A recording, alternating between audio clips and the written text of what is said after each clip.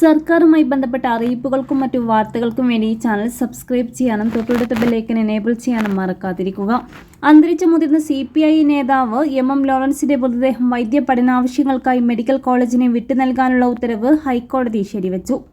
മൃതദേഹം മതാചാരപ്രകാരം സംസ്കരിക്കാൻ അനുവദിക്കണമെന്നാവശ്യപ്പെട്ട് മകൾ ആശ ലോറൻസ് നൽകിയ പുനഃപരിശോധനാ ഹർജി ചീഫ് ജസ്റ്റിസ് അധ്യക്ഷനായ ഡിവിഷണൽ ബെഞ്ച് തള്ളി.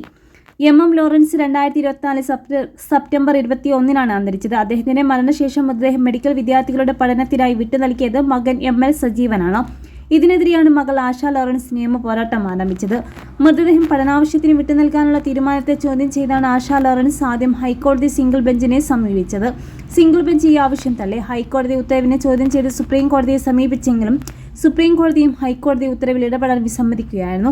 ഇതിനെ തുടർന്നാണ് തനിക്ക് സ്വർഗത്തിൽ പോയി യേശുവിനെ കാണണമെന്നും മകൾ പറയുന്നിടത്ത് സംസ്കരിക്കണമെന്നും ലോറൻസ് പറയുന്നതായി അവകാശപ്പെടുന്ന ശബ്ദ സന്ദേശം സഹിതം മകൾ വീണ്ടും ഹൈക്കോടതിയെ സമീപിച്ചത്. എന്നാൽ ഡിവിഷണൽ ബെഞ്ച് ഈ പുനഃപരിശോധനാ ഹർജിയും തള്ളുകയായിരുന്നു. ഇതോടെ MM ലോറൻസിന്റെ മൃതദേഹം മെഡിക്കൽ പഠനത്തിന് വിട്ടു നൽകാനുള്ള നിയമപരമായ നടപടികൾ പൂർത്തിയായി.